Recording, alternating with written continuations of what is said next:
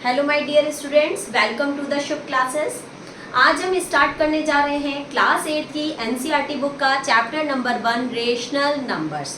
Okay, तो ये chapter शुरू करने के पहले मैं आपको बताना चाहूंगी कि रेशनल नंबर होता क्या है। तो इस वीडियो में हम चैप्टर 1 का इंट्रोडक्शन वीडियो कवर करेंगे, ताकि अगर आपको इस चैप्टर के बारे में समझ में आ जाएगा तो आप उसकी एक्सरसाइज आसानी से सॉल्व कर सकते हैं। ओके, तो चलिए स्टार्ट करते हैं। सबसे पहले रेशनल नंबर्स होता क्या है। इसके पहले अभी तक हम लोगों ने पढ़ा था natural numbers, whole numbers, integers, और अब हम पढ़ने जा रहे हैं रेशनल नंबर। नेचुरल नंबर्स क्या होते थे? 1 से लेकर लास्ट तक के numbers, that means natural number 1 2 3 4 5 6 and that's all 1 से स्टार्ट होते थे। होल नंबर 0 से स्टार्ट होते थे, 0 1 2 3 4 5 6 7 8 एंड सो ऑन। और इंटीजर्स क्या होते हैं? इंटीजर्स जो होते हैं वो प्लस माइनस, वो सारे नंबर्स जो होते हैं सब इंटीजर्स में आते हैं, चाहे वो पॉजिटिव में हो या निगेटिव में हो। अब हम आज पढ़ेंगे रेशनल नंबर्स। रेशनल नंबर क्या होता है? Rational numbers is in the form of p upon q। Okay, जो रेशनल नंबर होता है वो p अपॉन q के फॉर्म में होता है, बट हमें ये ध्यान देना है कि जो q है वो does not equals to 0। Q हमारा कभी भी इक्वल के 0 के इक्वल नहीं होना चाहिए। ऐसा क्यों होता है? रेशनल नंबर जो है वो हमारा p अपॉन q के फॉर्म में होना चाहिए। p upon q is just like a fraction. Okay, जैसे अगर हम लिखेंगे 2/6 तो ये हमारा फ्रैक्शन में है, और अगर फ्रैक्शन में है तो वो रेशनल नंबर भी है। बट अगर हम सिंगल नंबर ले लें जैसे कि 6, तो आपको पूछना होगा कि ये सिंगल नंबर अगर 6 है तो ये रेशनल होगा या नहीं होगा? तो बिल्कुल होगा। क्यों? क्योंकि जब डिनोमिनेटर कुछ नहीं दिया होता है तो हम उसमें डिनोमिनेटर क्या मान लेते हैं? 1 मान लेते हैं। अब ये फ्रैक्शन फॉर्म में हो गया, दैट मीन्स ये रेशनल नंबर है। जब भी हमारा फ्रैक्शन p अपॉन q के फॉर्म में होगा, जब भी कोई भी नंबर p अपॉन q के फॉर्म में होगा तो वो रेशनल नंबर होगा, बट q हमारा 0 के इक्वल नहीं होना चाहिए। क्यों? देखते हैं। अगर हम 2 अपॉन 0 लिखते हैं तो 2 अपॉन 0 की वैल्यू होती है नॉट डिफाइंड। ओके, 2 अपॉन 0 मतलब होता है नॉट डिफाइंड, तो हम डिनोमिनेटर में 0 नहीं ले सकते हैं, क्योंकि फिर वो रेशनल नंबर नहीं होगा। तो ये आपको समझ में आ गया। Rational number is in the form of p upon q where q does not equals to 0। Let's come to the next topic. अब हम लोग इसकी प्रॉपर्टी पे डिस्कशन करेंगे। इसकी कौन कौन सी प्रॉपर्टी है, ठीक है?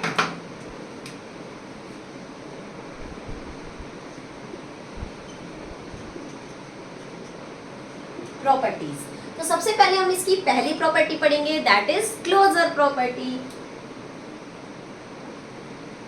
फर्स्ट है क्लोजर प्रॉपर्टी।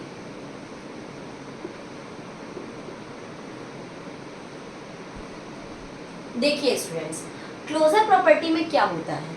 जैसे कोई भी नंबर अगर हम लेते हैं, अगर वो रेशनल नंबर में है तो उसका ऐड करने पे रेशनल आएगा कि नहीं आएगा, सब्ट्रैक्ट करने पे रेशनल आएगा या नहीं आएगा, मल्टीप्लाई करने पे रेशनल आएगा या नहीं आएगा, और डिवाइड करने पे रेशनल आएगा या नहीं आएगा। मुझे यही यहाँ पे चेक करना है। जैसे इसका जो फर्स्ट पार्ट होता है वो है एडिशन का। उसमें क्या होता है? क्लोजर प्रॉपर्टी में कह रहा है अगर हम a upon B plus C upon D करें तो क्या वो रेशनल नंबर होगा? तो हम इसको एक एग्जांपल से चेक कर लेते हैं। Okay, a upon B that means जैसे 2 अपॉन 4 प्लस 3 अपॉन 4, ठीक, a upon B plus C upon D. अगर हम दो रेशनल नंबर को ऐड करेंगे तो क्या रेशनल नंबर आएगा? ट्राई करते हैं। ये दोनों हमारे रेशनल नंबर है, 2/4 भी रेशनल है एंड 3/4 भी रेशनल है। इनको अगर हम ऐड करते हैं तो डिनोमिनेटर सेम है, तो नीचे 4 ही हो जाएगा, और 2 एंड 3 को ऐड करेंगे तो 5 हो जाएगा। तो क्या 5/4 रेशनल है? यस। तो दैट मीन्स क्लोजर प्रॉपर्टी के ऐड में क्या होता है कि अगर हम 2 रेशनल नंबर्स को ऐड करेंगे तो आंसर रेशनल आएगा। इसी तरीके से सब्ट्रैक्ट का भी हो जाता है। सब्ट्रैक्ट में भी अगर हम 2 रेशनल नंबर को सब्ट्रैक्ट करते हैं तो आंसर रेशनल नंबर ही आएगा। ये भी हम एक एग्जांपल से डिस्कशन कर लेते हैं।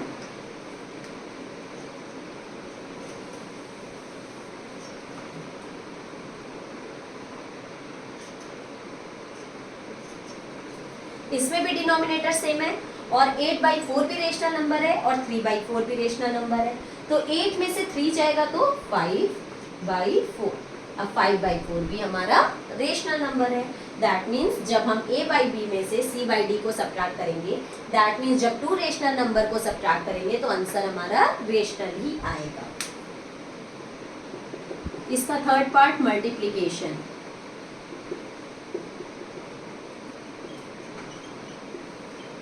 मल्टीप्लिकेशन में भी अगर हम 2 रेशनल नंबर को मल्टीप्लाई करें तो क्या आंसर रेशनल आएगा? ये भी एग्जाम्पल से ही समझ लेते हैं। अगर हम 2/4 इंटू 8/4 लिखते हैं तो 2/4 भी हमारा रेशनल है, 8/4 भी रेशनल है। अब इसको सॉल्व करें तो देखें क्या रेशनल आ रहा है। 2 1 ज़ा 2, 2 2 ज़ा 4, 4 1 ज़ा 4, 4 2 ज़ा 8, 2 and 2 कैंसिल, आंसर आ गया 1। 1 is also a rational number because जब यहाँ डिनोमिनेटर नहीं है तो हम 1 मान लेंगे and 1/1 is a rational number. तो मल्टीप्लिकेशन में भी अगर हम 2 नंबर्स का मल्टीप्लाई करते हैं, 2 रेशनल नंबर का मल्टीप्लाई करेंगे तो आंसर भी रेशनल ही आएगा।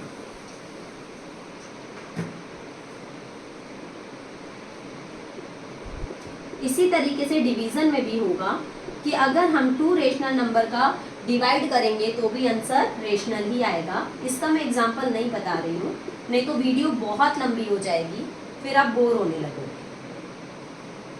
इसको आप एक एग्जांपल से सॉल्व करके चेक कर लीजिएगा। ओके, अगर हम 2 रेशनल नंबर्स को डिवाइड करते हैं तो आंसर भी हमारा रेशनल में ही आएगा। ओके, अब हम स्टार्ट करते हैं next property, that is commutative property.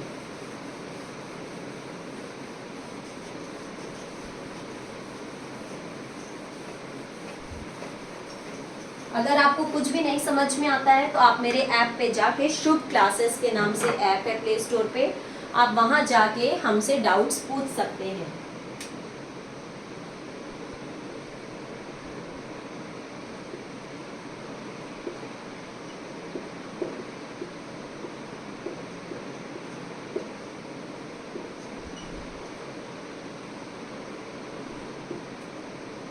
Commutative property, commutative property में क्या होता है, इसका भी फर्स्ट पार्ट है ऐड। कॉम्यूटेटिव प्रॉपर्टी में क्या होता है, जैसे a/b और c/d को अगर हम ऐड करते हैं तो क्या वो इक्वल होगा c/d और a/b को ऐड करना। लाइक अगर हम 2 + 4 बोलते हैं या 4 + 2 बोलते हैं, बात तो एक ही है।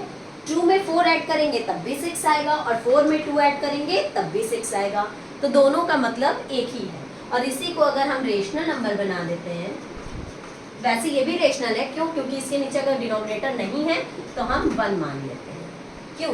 ये भी रेशनल ही है, लेकिन हम बहुत सिंपल तरीके में आपको समझाए हैं कि चाहे हम 2 + 4 करें या 4 + 2 करें, एक ही बात है। तो ये हमारी कॉम्यूटेटिव प्रॉपर्टी का एडिशन का है कि चाहे हम a/b लिखें, सॉरी a/b में c/d को ऐड करके लिखें या c/d में a/b को ऐड करके लिखें, आंसर सेम ही होगा।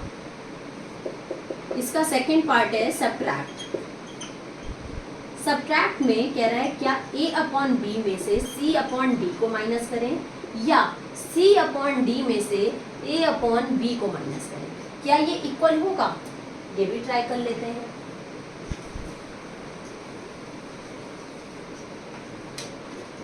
चाहे हम 5 - 2 लिखें या 2 - 5 लिखें, क्या ये इक्वल है? 5 में से 2 जाता है तो 3 और 2 में से 5 जाएगा नहीं, तो हम 5 में से 2 को माइनस करेंगे तो -3। क्या ये दोनों इक्वल हैं? नो। क्यों? क्योंकि ये तो पॉजिटिव में है और ये निगेटिव में है, ये इक्वल नहीं है। तो कॉम्यूटेटिव प्रॉपर्टी सब्ट्रैक्शन में अप्लाई नहीं होती। क्यों? क्योंकि a/b में से c/d को जब हम सब्ट्रैक्ट करेंगे तो वो इक्वल नहीं होगा जब हम c/d में से a/b को सब्ट्रैक्ट करेंगे। ओके, इसका थर्ड पार्ट है मल्टीप्लिकेशन।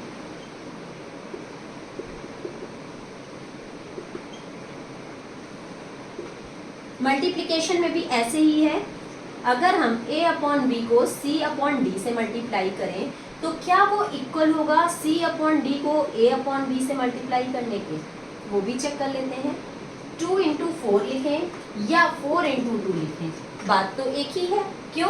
क्योंकि 2 4 जा भी 8 होता है और 4 2 जा भी 8 होता है। ठीक, तो ये प्रॉपर्टी मल्टीप्लिकेशन में अप्लाई होगी। फोर्थ है डिवीजन।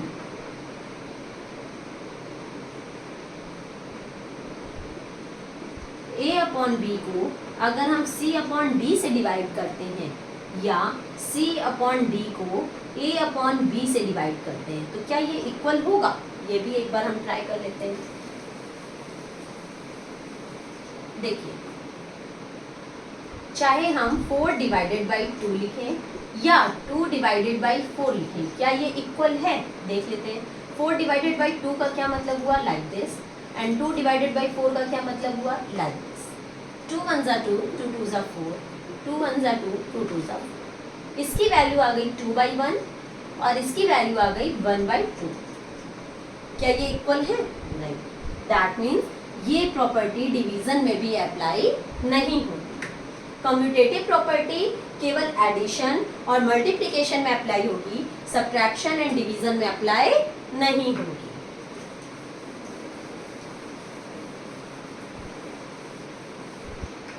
नेक्स्ट,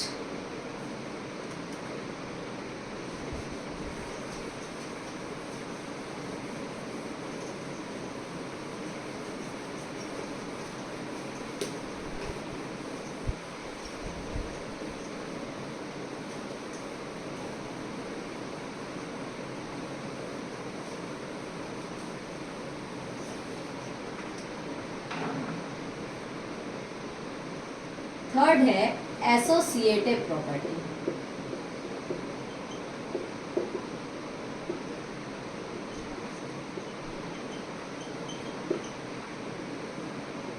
ठीक, एसोसिएटिव प्रॉपर्टी में क्या होता है?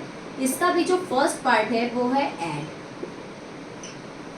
इसमें A upon B plus C upon D plus E upon F is equals to A upon B plus C upon D plus E upon F, ऐसे है। ठीक है, इसमें क्या है कि चाहे हम पहले इन दोनों को ऐड कर लें, फिर जो आंसर आए उसमें ये ऐड करें, या पहले इन दोनों को ऐड कर लें, फिर जो आंसर आए उसमें ये ऐड करें, बात एक ही है। जैसे चाहे हम 2 + 4 + 3 लिखे हैं और यहाँ पे भी 2 + 4 + 3 लिखे हैं, चाहे हम पहले इन दोनों को ऐड करें या इन दोनों को ऐड करें, आंसर सेम आएगा। देखिए 2 + 4 दैट इज 6, 6 में 3 ऐड करेंगे तो 9। अब इधर पहले ये वाला ब्रैकेट सॉल्व करते हैं। 4 + 3 दैट इज 7 एंड 7 में 2 ऐड करेंगे तो 9, बात इक्वल ही। ठीक, तो ये एडिशन में अप्लाई होगी। नेक्स्ट है subtraction. A upon B minus C upon D minus E upon F। सबका एग्जाम्पल अब मैं नहीं समझाऊंगी, आप अपने रफ कॉपी में नोट करके एग्जाम्पल को लेकर चेक कर लीजिएगा। ठीक है, चाहे हम इन दोनों को पहले सॉल्व करें या इन दोनों को पहले सॉल्व करें, आंसर सेम आएगा या नहीं? नहीं आएगा। सब्ट्रैक्शन में ये अप्लाई नहीं होगा। क्यों? चाहे हम 4 में से 2 को माइनस करेंगे तो 2 आएगा और 2 में से 1 माइनस, जैसे इसकी वैल्यू अगर हमने 4 ली, इसकी 2 ली, इसकी 1 ली, 4 2 एंड 1। देखिए ट्राई कर लेते हैं। 4 में से 2 गया तो 2 एंड 2 में से 1 गया तो 1। अब यहाँ देखें, पहले हमें ये ब्रैकेट सॉल्व करना है, तो 2 में से 1 गया तो 1 एंड 4 में से 1 गया तो 3। यहाँ आंसर आया 1 और यहाँ आंसर क्या आया 3, तो ये दोनों जो है वो इक्वल नहीं होंगे। दैट मीन्स जो सब्ट्रैक्शन है वो इसमें अप्लाई नहीं होगा। कम्यूटेटिव प्रॉपर्टी, एसोसिएटिव प्रॉपर्टी जो है वो आपकी सब्ट्रैक्शन में अप्लाई नहीं होगी। थर्ड है मल्टीप्लिकेशन।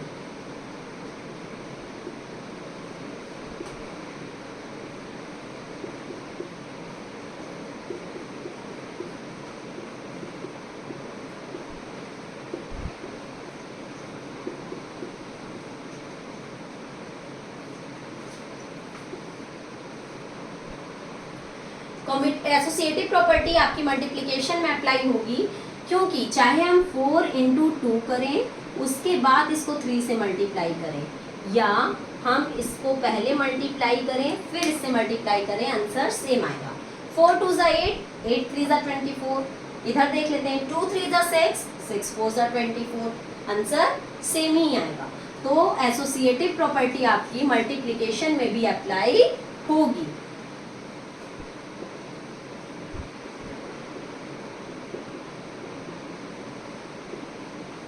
डिवीजन,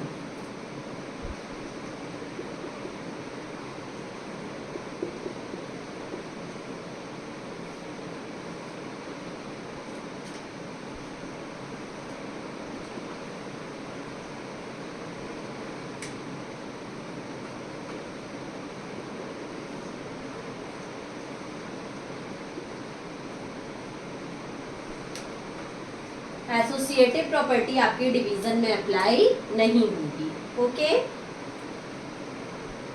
ये आपका हो गया associative property. Let's come to the next property, that is distributive property.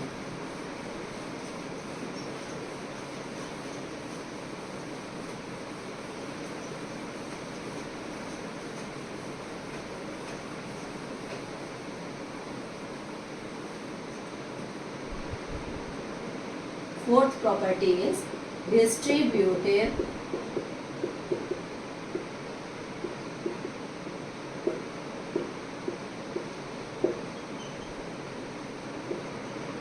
Property. इसमें देखिए क्या होता है, जैसे कोई भी एक नंबर होता है जो कि हमारा ब्रैकेट के बाहर लिखा होता है और ब्रैकेट में हमारे नंबर्स लिखे होते हैं, जैसे 4, ठीक। अब ब्रैकेट में अगर हमारा लिखा है 2 + 3, तो इसके दो तरीके होते हैं कि हम पहले इसको सॉल्व कर लेते हैं, उसके बाद इससे जब इन दोनों के बीच में कोई साइन नहीं है तो दैट मीन्स मल्टीप्लाई कर, तो फिर हम इसको इससे मल्टीप्लाई कर लेते हैं। बट डिस्ट्रीब्यूटिव प्रॉपर्टी अगर हमें लगाना है तो हम पहले इसको इससे मल्टीप्लाई करेंगे, फिर इसको इससे मल्टीप्लाई करेंगे, ठीक है। तो 4 का 2 से मल्टीप्लाई करेंगे, फिर बीच में प्लस का साइन है तो हम प्लस लगाएंगे, फिर 4 का 3 से मल्टीप्लाई करेंगे। ये होती है हमारी डिस्ट्रीब्यूटिव प्रॉपर्टी, आंसर सेम ही आएगा। 4 2 ज़ा 8 + 4 3 ज़ा 12, 12 and 8 20। इस तरीके से डिस्ट्रीब्यूटिव प्रॉपर्टी सॉल्व होती है। मोस्टली आपका क्वेश्चन किस तरीके से दिया होता है, इस तरीके से दिया होगा और आपको इस फॉर्म में लिखना होगा, ठीक। तो हम इसमें देखेंगे कि 4 कॉमन है, इसमें भी 4 है और इसमें भी 4 है, तो हम 4 को कॉमन ले लेंगे। अंदर क्या बचेगा, 2 + 3, क्यों, क्योंकि ये वाला 4 तो बाहर चला गया था, तो अंदर सिर्फ 3 बचेगा। तो इस फॉर्म में दिया होगा, हमें इस फॉर्म में लाना होगा। ये आपकी हो जाएगी distributive property. Okay, now let's come to the next topic,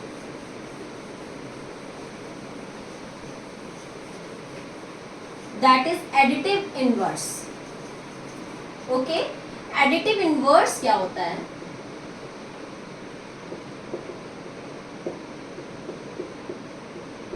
अगर सिंपल वर्ड्स में हम लोग समझें, अगर हम लोग सिंपल वर्ड्स में समझें तो सिर्फ कोई भी रेशनल नंबर हो हम उसका साइन चेंज कर देंगे तो वो हमारा एडिटिव इनवर्स हो जाएगा।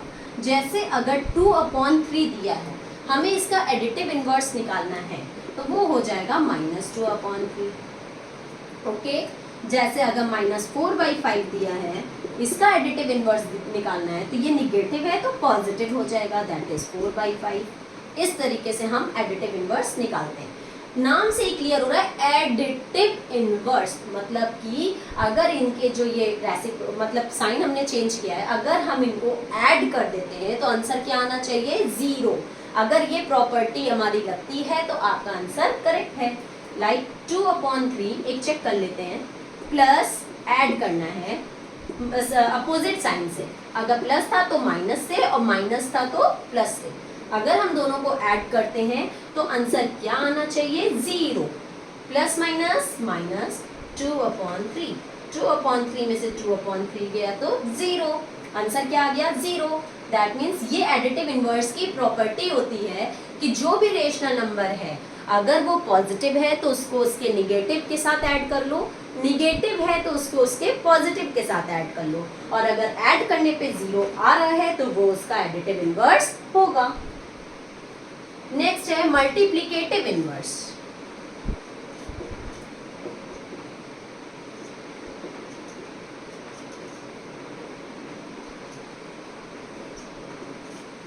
मल्टीप्लिकेटिव इनवर्स में क्या होता है, अगर हमारा कोई भी रेशनल नंबर दिया है तो हम उसका रेसिप्रोकल कर देते हैं।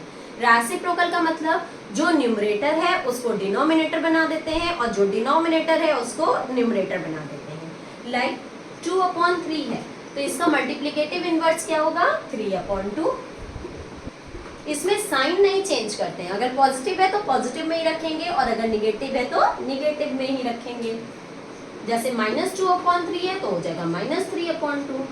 ओके, सिर्फ न्यूमरेटर को डिनोमिनेटर और डिनोमिनेटर को न्यूमरेटर बनाना होता है, रेसिप्रोकल करना होता है। इसको अगर हम प्रॉपर्टी के बेसिस पे देखें तो नाम से क्लियर हो रहा है, मल्टीप्लाई, मल्टीप्लिकेटिव मतलब मल्टीप्लाई। तो हमारा जो नंबर है अगर हम उसको उसके मल्टीप्लिकेटिव इनवर्स के साथ मल्टीप्लाई कर दें तो आंसर क्या आना चाहिए, 1। अगर आंसर 1 आ रहा है तो वो मल्टीप्लिकेटिव इनवर्स में होगा। जैसे देखिए 2 से 2 कैंसिल, 3 से 3 कैंसिल, दैट मीन्स आंसर क्या आ गया, 1। एडिटिव इनवर्स में ऐड करने पे आंसर 0 आना चाहिए, मल्टीप्लिकेटिव इनवर्स में मल्टीप्लाई करने पे आंसर 1 आना चाहिए। ओके,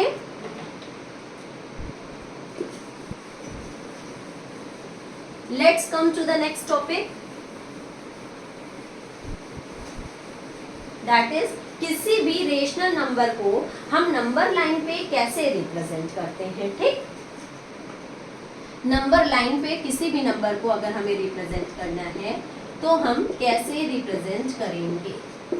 जैसे अगर आपका नंबर दिया है 5/9, अगर आपको इसे नंबर लाइन पे रिप्रेजेंट करना है तो हमें ये बात पता है कि अगर हमारी कोई भी नंबर लाइन है उसमें बीच में 0 होता है, राइट साइड पे आपका जो है पॉजिटिव नंबर जाता है और लेफ्ट साइड पे आपका निगेटिव नंबर जाता है। ठीक है, ये राइट साइड है मेरा, तो ये राइट साइड में हमारा जो है पॉजिटिव नंबर जाएगा, दैट इज 1 2 3 4 5 6 7 ऐसे, और लेफ्ट साइड में आपका निगेटिव जाएगा -1 -2 -3 -4 -5 -6।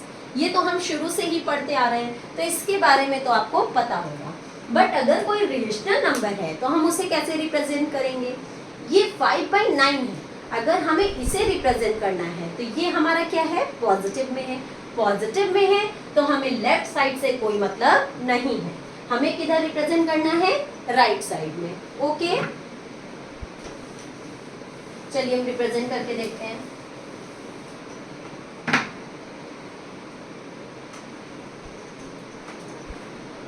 जीरो इधर ले लेंगे, अब हम उधर राइट साइड की तरफ चलेंगे।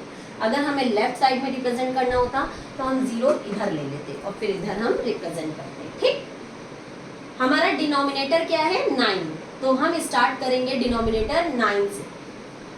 1/9, 2/9, 3/9, 4/9, 5/9, 6/9, 7/9, 8/9, 9/9 का मतलब 1। ओके, इस तरीके से हमारा रिप्रेजेंट होगा। और ये 5/9 है तो 5/9 ये रिप्रेजेंट होगा। ओके, इस बात का ध्यान रखिएगा जब भी हम नंबर लाइन बनाएंगे तो डिस्टेंस हम कोई मेजरमेंट की जरूरत नहीं है, बट इस तरीके से मेजर करिएगा, लाइन खींचिएगा कि लगे कि इक्वल है। ये नहीं कि एक यहाँ है और एक यहाँ हो गई, फिर एक यहाँ हो गई, एक यहाँ हो गई, फिर वो ऐसे नहीं बनती है नंबर लाइन। ठीक, नंबर लाइन रिप्रेजेंट करना है तो डिस्टेंस को कोशिश करके इक्वल ही रखिएगा, चाहे आप स्केल से मेजर करिए या ना करिए, लेकिन अंदाजे से तो कर सकते हैं ना कि लगभग इक्वल रहे। ठीक, इस तरीके से हम किसी भी नंबर को नंबर लाइन पे रिप्रेजेंट कर सकते हैं। जो भी हमारा डिनोमिनेटर होगा उसी डिनोमिनेटर को हम नीचे लेके और लिखते चले जाएंगे। जैसे अगर यहाँ 5 होता तो 1/5, 2/5, 3/5, 4/5, 5/5 इस तरीके से लिखेंगे। ठीक, now let's come to the next topic, that is to rational numbers के बीच में हम रेशनल नंबर कैसे फाइंड आउट करते हैं। ठीक, अगर दिया हुआ है 5/8 एंड 7/8, ठीक, या हम कुछ अलग नंबर ले लेते हैं 7/9, 5/8 एंड 7/9, इनके बीच में मुझे कितने रेशनल नंबर निकालने हैं? 5। इनके बीच में मुझे 5 रेशनल नंबर्स निकालने हैं। तो अगर कोई भी रेशनल नंबर हमें गिवन है तो सबसे पहले हम उसका डिनोमिनेटर इक्वल करेंगे। अगर इक्वल है तो सो गुड, और नहीं इक्वल है तो सबसे पहले एलसीएम लेके डिनोमिनेटर को इक्वल किया जाएगा।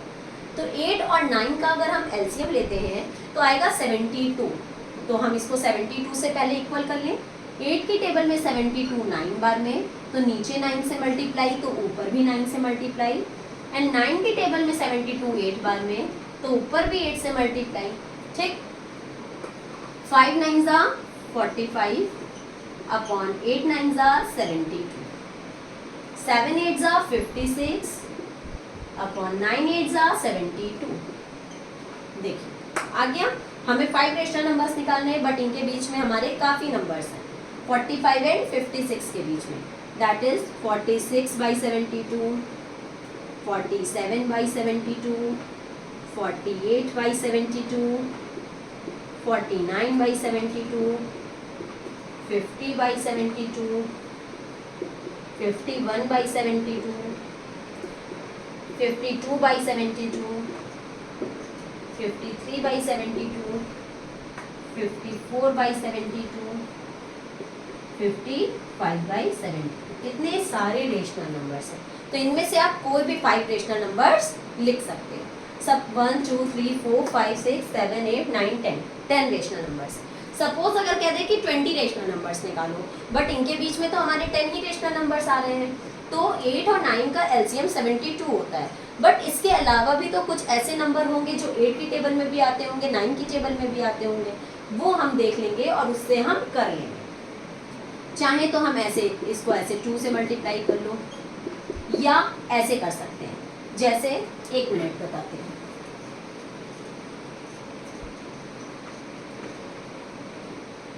इनके बीच में हमारे कितने रेशनल नंबर्स हैं? 10, और हमें कितने चाहिए? 20। तो दैट मीन्स 10 तो हमारे पास है, हमें 10 और जरूरत है। तो जब 10 और जरूरत है तो हम इसको 11 से दोनों में मल्टीप्लाई कर लेंगे। हमारा जो आंसर आएगा उनके बीच में मेरे नंबर्स आ जाएंगे और हम नोट कर लेंगे। ओके, तो ये हो गया हमारा नंबर 2 रेशनल नंबर्स के बीच में हम रेशनल नंबर कैसे फाइंड आउट करते हैं। यहाँ पे हमारा इंट्रोडक्शन वीडियो खत्म हो चुका है। अब इस इंट्रोडक्शन को देखने के बाद आप कोई भी एक्सरसाइज रेशनल नंबर की आराम से सॉल्व कर सकते हैं। एक्सरसाइज 1.1 एंड 1.2 पूरी इसी के बेसिस पे है। तो अब हम लोग अपनी नेक्स्ट वीडियो में एक्सरसाइज 1.1 पढ़ेंगे। तब तक के लिए गुड बाय, टेक केयर।